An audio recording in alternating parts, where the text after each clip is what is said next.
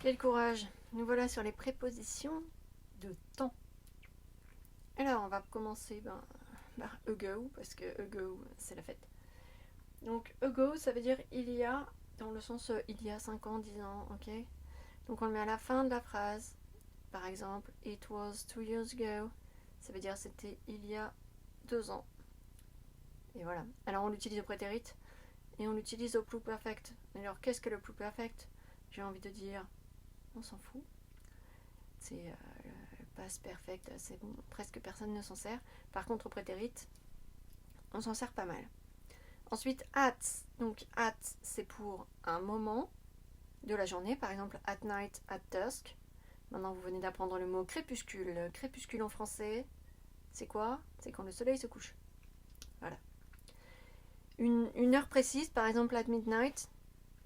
Et si c'est une fête, alors moi, au début, je me suis lancée dans mes dessins et résultat, voilà. Mais en vrai, c'est les jours de fête. Genre, at Christmas, at Thanksgiving, at my birthday. Vous voyez?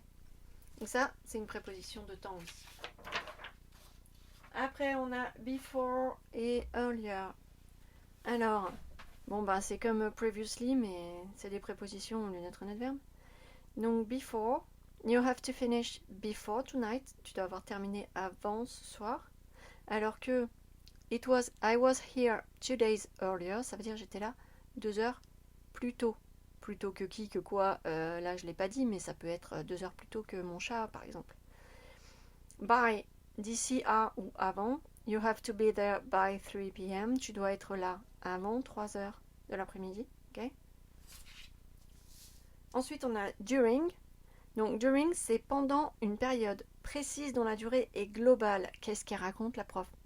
Vous vous rappelez, on a dit que si on disait qu'on a habité à Paris pendant 2 ans, on dit I've lived in Paris for 2 years. Donc, c'est pour. Par contre, là, during, c'est par exemple during my vacation, pendant mes vacances. Donc, j'ai pas donné combien de temps mes vacances ont duré. Par contre, je sais que le moment dont je parle, c'est la période de mes vacances. D'accord? Ou during class, pendant les cours. D'accord? Ensuite, ensuite c'est génial puisqu'on a la fameuse for. I have lived here for 2 years. Mais par contre, souvent à la négation, on utilise in. I haven't seen him in years. Ça veut dire que je ne l'ai pas vu depuis des années. Et on dit in. On peut dire for, mais la plupart du temps, on utilise in.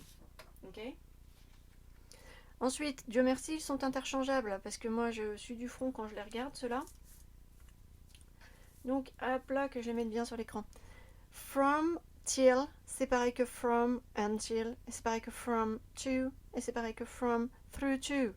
À votre avis, lesquels sont les plus utilisés? Eh bien, from to et from till. Donc, from June till September, ça veut dire de juin à septembre. From 9 a.m. until 10 p.m., de 9h du matin à 10h du soir. Alors là, j'avais fait une petite boulette, vous l'avez vu? Nous sommes sur les prépositions de temps et j'avais mis des lieux. C'est mal. Donc, on peut le faire donc avec les dates, avec les heures. Ok? Tout se construit exactement pareil. Alors, pareil, hein, from on et from onwards. Alors, à un moment, je sais pas pourquoi ils vous ont mis onwards, parce que 1, on s'en sert jamais. 2, on s'en sert jamais. Bon, c'est pas grave.